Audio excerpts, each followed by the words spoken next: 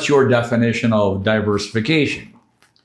They went around the panel, and the financial advisors pretty much all had the same common theme, which is my definition of diversification is I'm going to invest in mutual funds, stocks, equities, derivatives, bonds, gold, all kinds of different things. And then they came to me and they're like, so, you know, do you concur with their definition of diversification? I said, absolutely not. And they were kind of stunned. And they're like, well, what do you mean?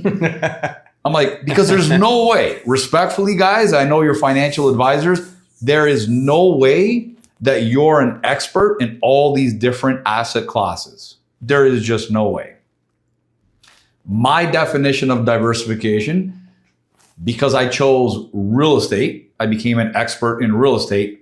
My definition of diversification was I'm going to become an expert and understand a specific asset class, and then I'm going to diversify in different economies of scale. So I own property in British Columbia. I own property in Ontario, Canada, property in Florida, New York, Nevada. They're all very different economies.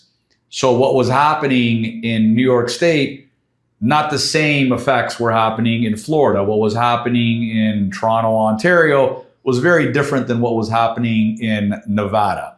So I really wasn't at the mercy of like the micro economies of these different places.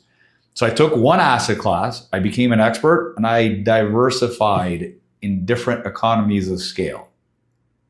So what does that have to do with investing and speculating? I wasn't going to speculate. And I still say to this day that if one is working with an advisor, and I'm not here to like knock down advisors, but I think what people should have the ability to do is understand what their advisor is doing for them on their behalf, and not just say, here's my pile of cash and just keep me posted on how my investments are going. That's speculating. And also very important to understand what their incentives are, right?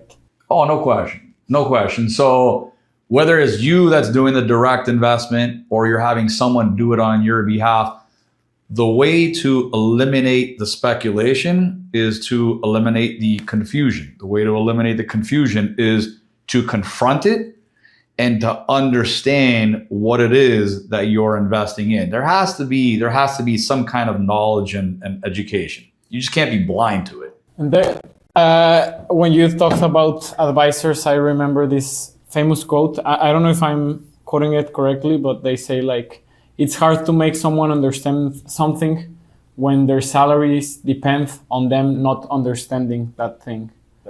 And in this context, because some of these asset classes are on the, I don't want to say they've been criticized, but they've been questioned because they're not keeping up at the pace of inflation, you know? Like if you compare all these very conservative mutual funds that give returns under 5% annually, well, compare that to purchasing power and you're just losing money.